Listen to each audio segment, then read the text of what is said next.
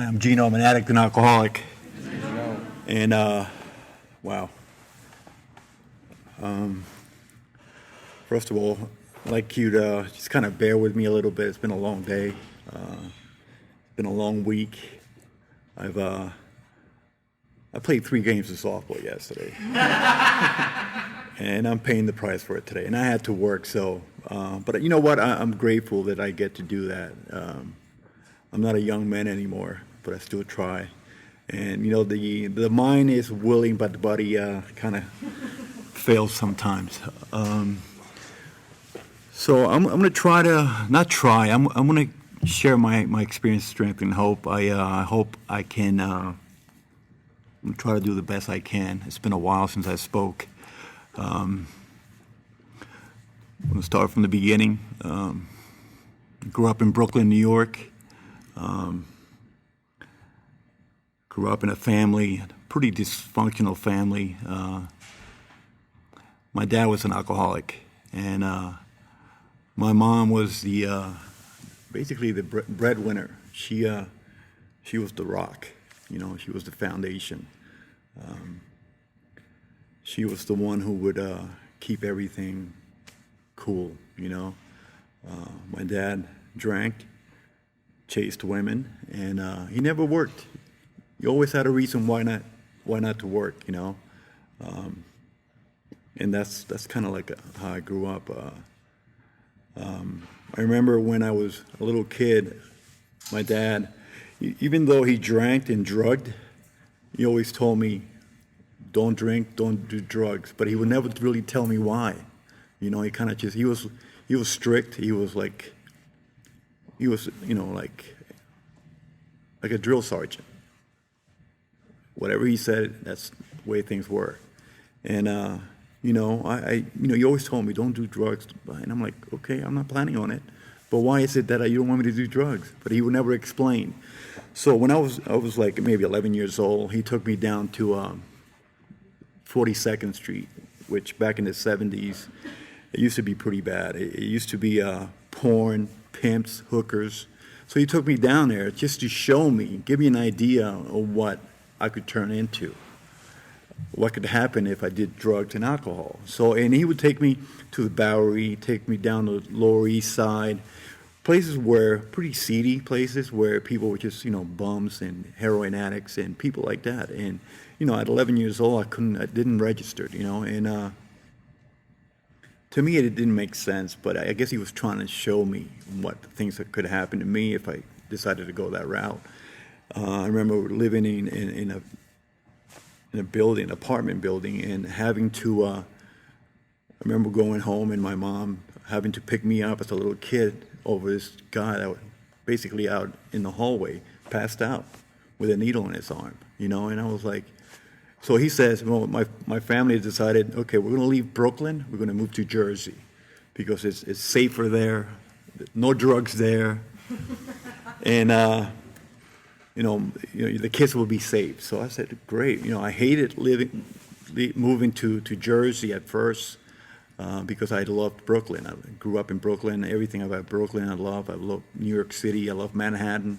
That was my passion, you know. And we moved into a house. You know, my family bought a house, and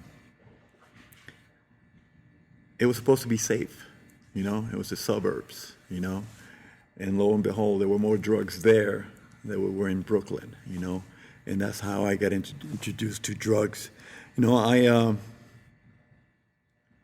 when I walk up here and I say I'm an addict and an alcoholic because I'm an addict, man. I love drugs. Didn't realize I was an alcoholic until I got into AA. From the moment I walked into the doors of AA, I realized and I identify with alcoholism. I'm an alcoholic. Even before I took my first drink, it was passed on to me as a little kid, you know. But and to this, you know, I can honestly say I hated drinking. I hated drinking, man. I hated being drunk. I hated the feeling of not having control, because I like having control. You know, I'm a control freak. Was a control freak. You know, I've worked really hard at giving that up. So basically went to Jersey, got involved with, basic dealing drugs, pot, acid. I grew up I was a teenager in the 70s.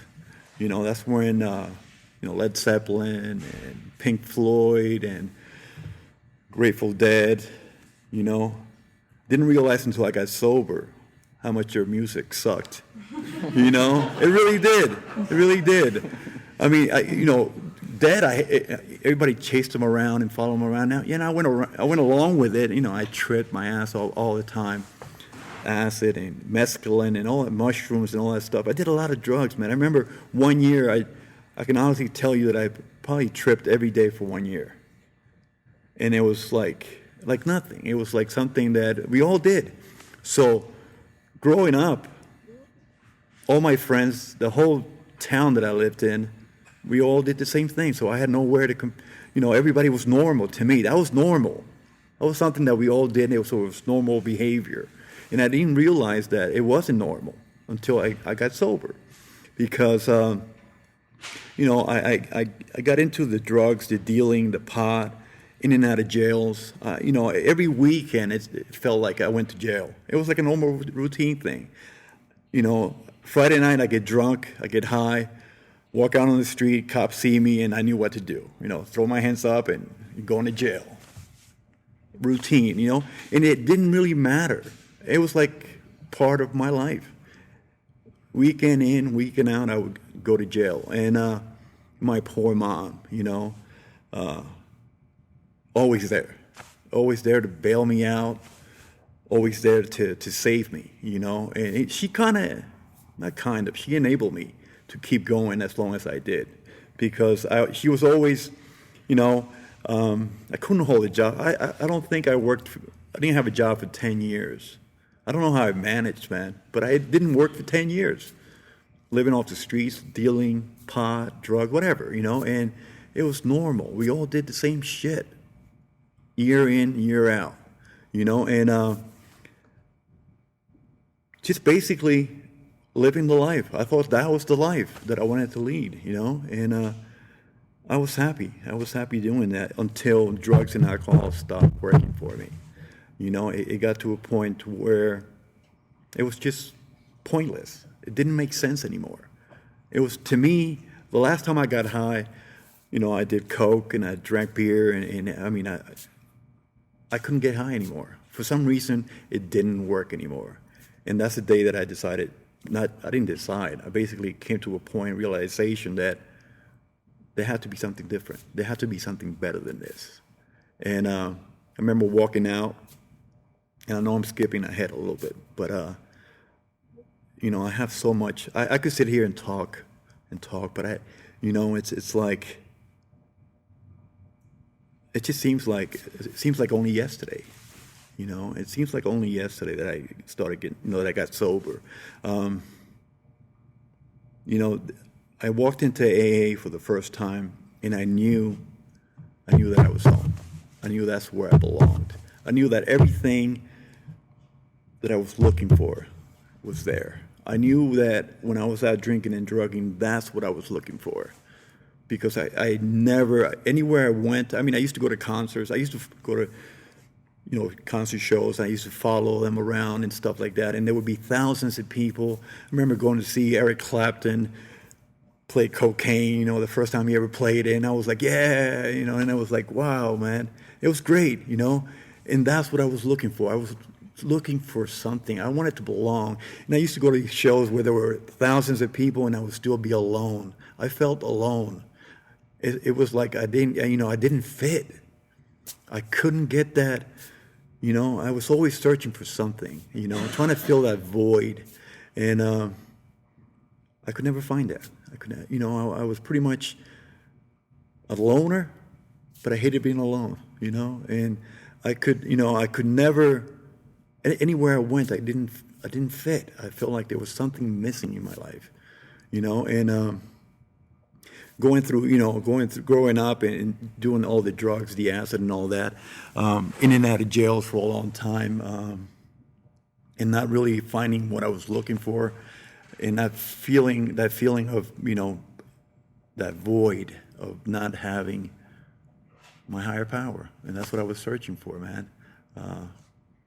I grew up pretty much in my mom was really Catholic, really, so she put me in Catholic school, and I went to Catholic school, did that. I didn't fit there either. I couldn't follow the rules. But she always installed in me Christ, as a little kid, Christ. And I'm like, okay, Christ. But you know what? It turned out to be that something good came out of that. Something that really has helped me in this journey. So I went from in and out of jails, going to grand juries. I remember going to grand juries a couple times, and facing 15 to 20 years in jail, prison for distribution, all kinds of shit. And I remember going to court that day and carrying a bag of coke to go see the judge for a grand jury trial. And that's how insane I was, and I couldn't wait for the judge to say, okay, we're taking a break, recess, and I couldn't, I was insane. I couldn't, I was insane because I was facing serious charges, and to me it was like a walk in the park. Like I knew I was going to beat it, and luckily I did, That kind of shit just went on for a long time, until, by the grace of God, certain things happened in my life where, certain people start showing up without you even knowing it or realizing it. And then, I met one guy who, an Irish guy, he, big redheaded Irish guy. And, I would see him around town. And he always had this smile on his face, this shit-eating grin on his face all the time. And I'm like, what the hell is this guy so happy about? And I would run into him here and there, and he just smiled at me and be like, I could tell he was happy about something, And I'm like, dude, one day I stopped and I said, what is it with you? Why are you always smiling? Why are you always so happy? When I'm like, I'm feeling like shit right now. And he didn't come out and say, blah, this.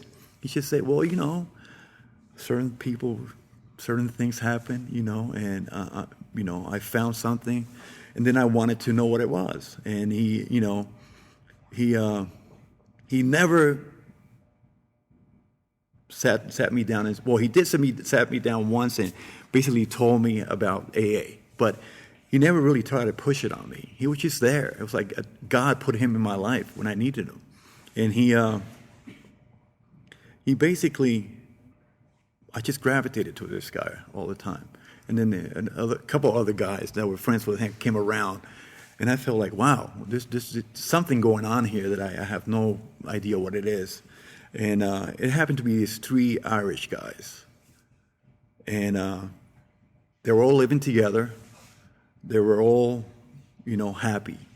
And they weren't drinking and they weren't drugging, And I was like, man, there's something to this, So I kind of just, I got away from it a little bit, went back to, running the streets, doing the drugs and doing my shit. And then finally I hit a bottom to where I was standing on a corner trying to sling some dope or find the next person I was going to rip off. And this one guy happened to just drive by. He would do this for like a month. He would drive by me for like 3 months and beep the horn, honk the horn at me and say, Gino, are you ready? And I'm like, nah, man, I'm good. He did that for like 3 months. And one Friday night he drove by and he honked the horn and he said, Gino, you ready? And I said, yes, I'm ready. Wherever you want me to go, I'm going with you. Because I was so sick and tired. I was so burned out. I was so beat up that spiritually I was dead. And he said, get in the car. And I said, man, I need you to take me to rehab. And he goes, rehab? Okay, I'll take you to rehab. But he says, first, before I take you to rehab, there's a meeting going on that I want you to check out. You don't have to, you don't have to talk. You don't have to say anything. Just come with me and check it out. And then if after the meeting you feel like you still want to go to rehab, I'll take you. And then I said, okay, deal, man. I just wanted to be around somebody that I don't know, he had something that I wanted, and so he took me to the meeting, and then an hour, I had a cup of coffee, I started feeling better. People came up to me and talked to me, and I'm like, okay, this is something that something going on here that I want to know about. So after the meeting ended, he said, "You still want to go to rehab?" I said, "No, man, I'm good."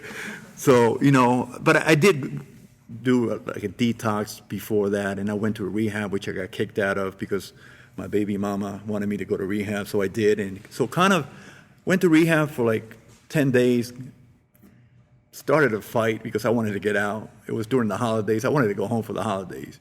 So I got sent, and then I found that guy who basically is my sponsor today, who has been my sponsor for a long time. So little by little, things started to happen to where I realized that I was an addict and an alcoholic. I realized that if I kept going the way I was going, I was going to die. And to die, for me to die at that point would have been welcome. I would have been happy to die, But I hated, one thing I could not stand was being spiritually dead. I would much rather be physically dead than spiritually dead, And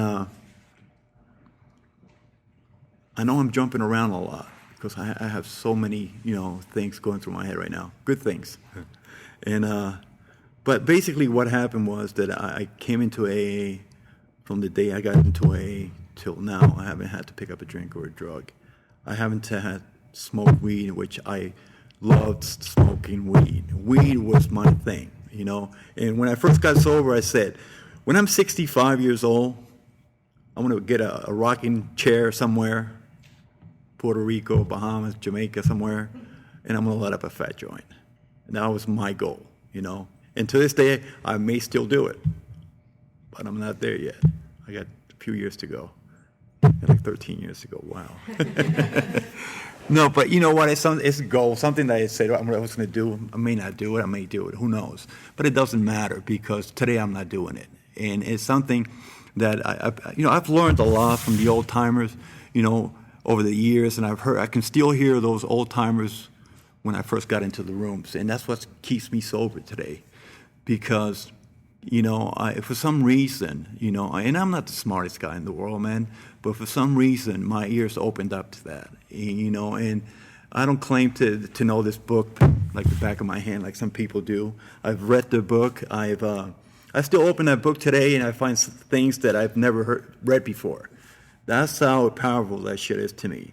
For me, in order for me to stay sober today, I have to remain teachable. I have to be open-minded.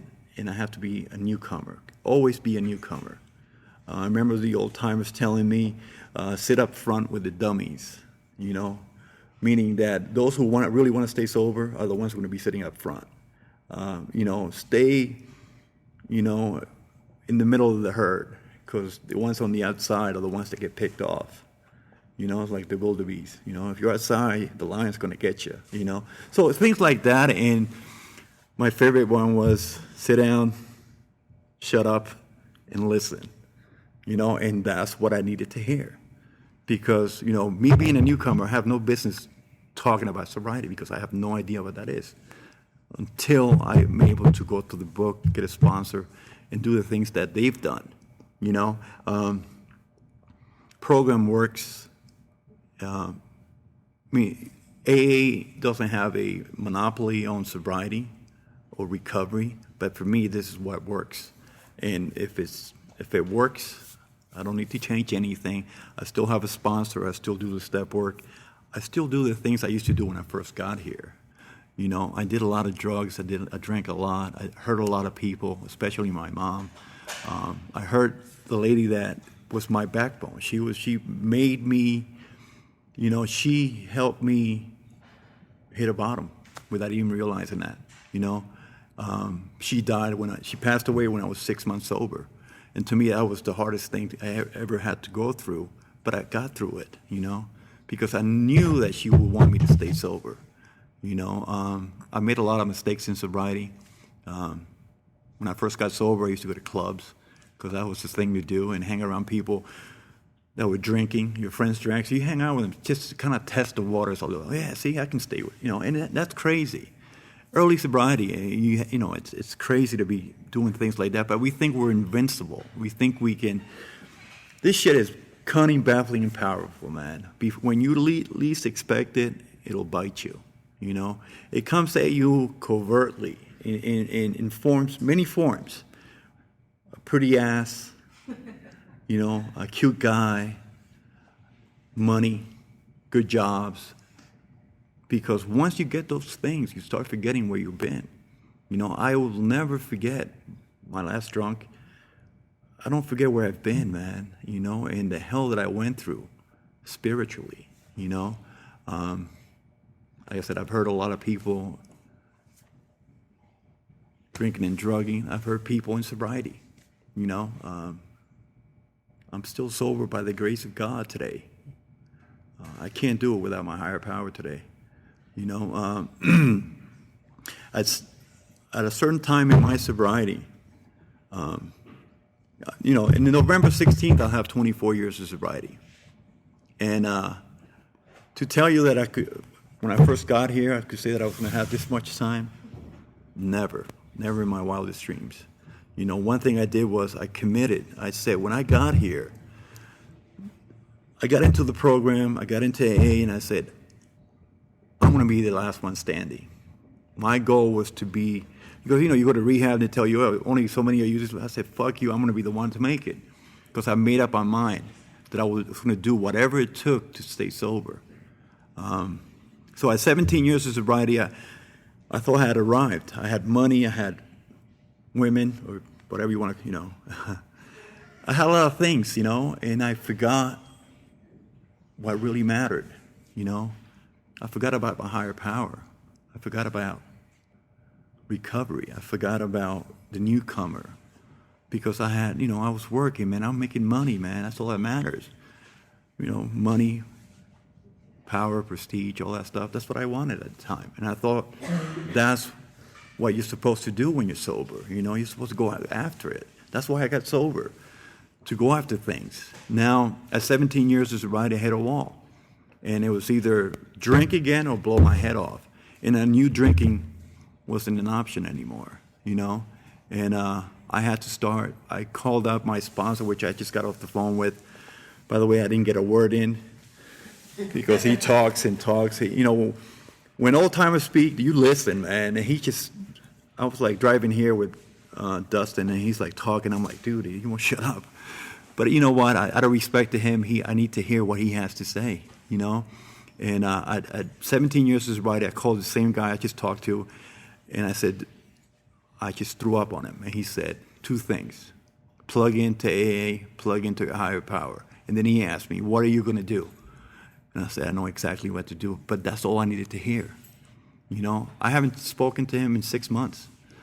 And it was like I've never lost touch with the guy. I have a couple men in my life today. That sounds gay, but yeah, I do have a couple guys in my life who have, you know, altogether they have about 100 years of sobriety. I have a gentleman that I met here in Utah at a like God thing, who's got 40 years of sobriety. And God put him in at a meeting next to me, another Irish guy.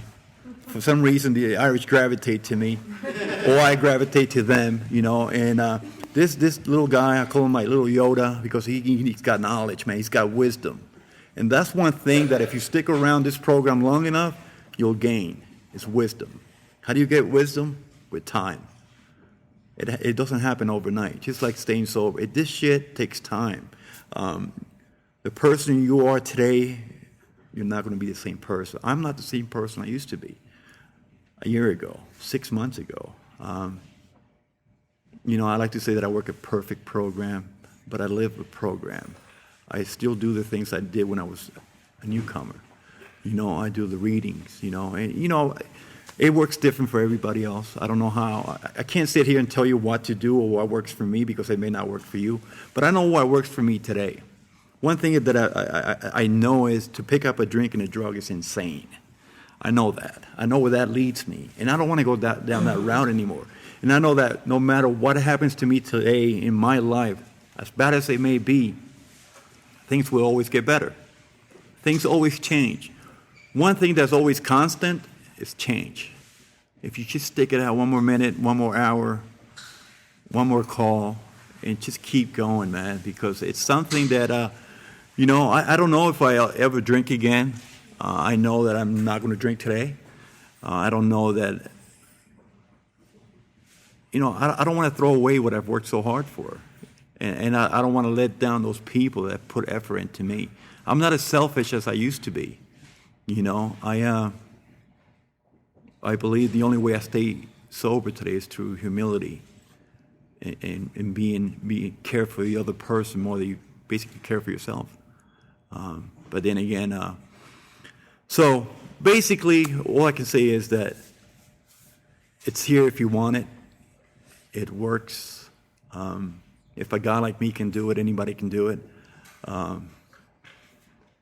One last thing I'm going to say is through AA, I've been able to find another program that's been really, really instrumental in my sobriety in the last 5 years, and that's Al-Anon. I don't know if you're anything like me. I like to save people sometimes. I used to, not anymore. I used to save people, and I used to be a care, and I used to take hostages and all that. So that was part of my alcoholism. That's who I had become. So Al-Anon has helped me immensely in the last 5 years. I've grown more in 5 years than I did in the first 17. But I truly believe that anybody here can do this. I believe that if you set your mind to doing this, and you come to terms with the fact that you're an addict and alcoholic, like I have, I know deep inside of me I'm an addict and an alcoholic, and that's never going to change. Never going to change. And I need to be true to myself today. Like they say, to thy own self be true. I'm true to myself today.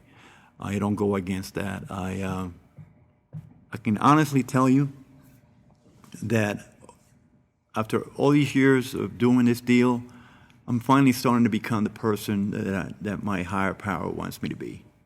I'm not that piece of shit. This is rob and steal and take your money and all that stuff. I don't do that. I do things like that anymore. I have a conscience, man.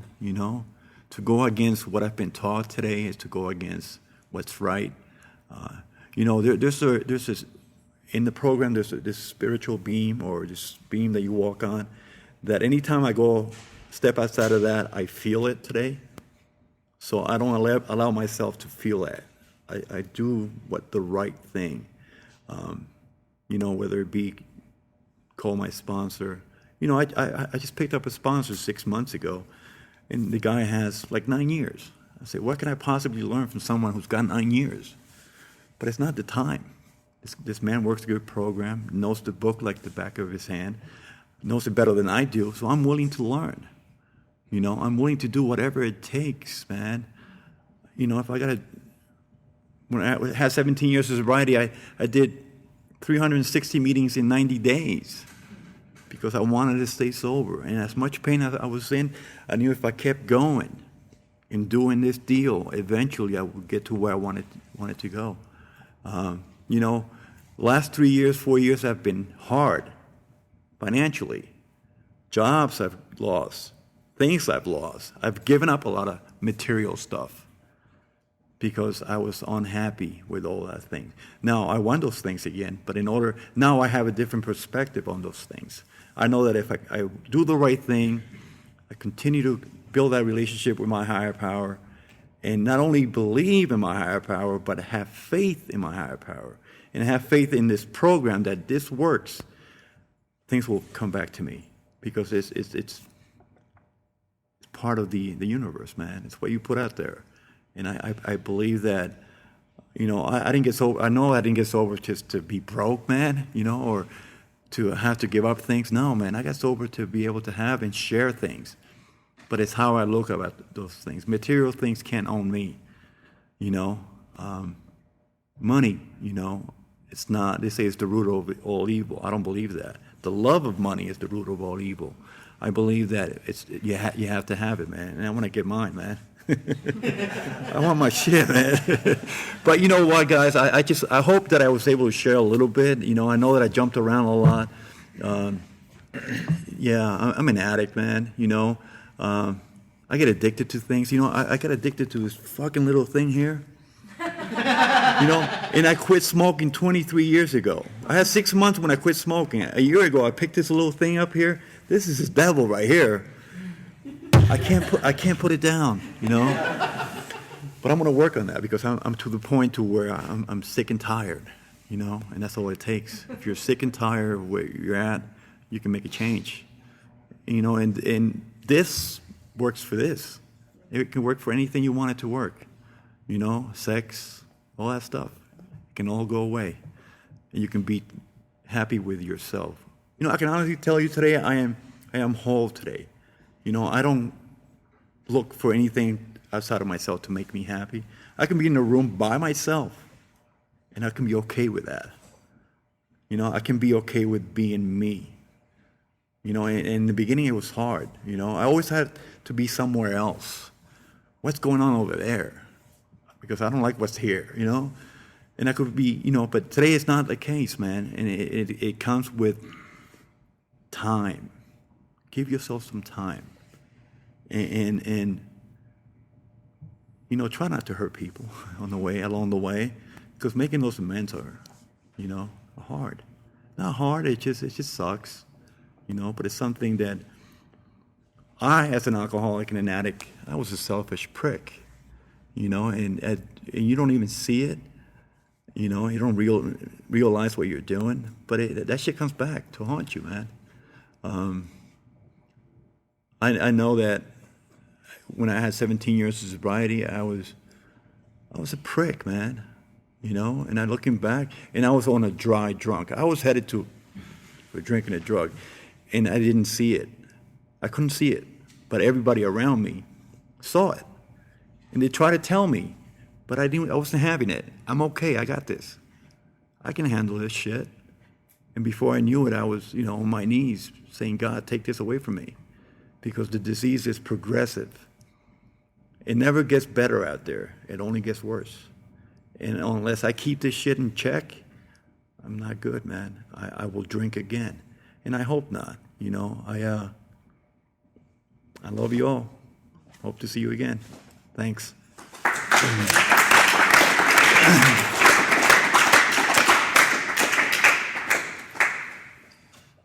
Thanks again, Gino.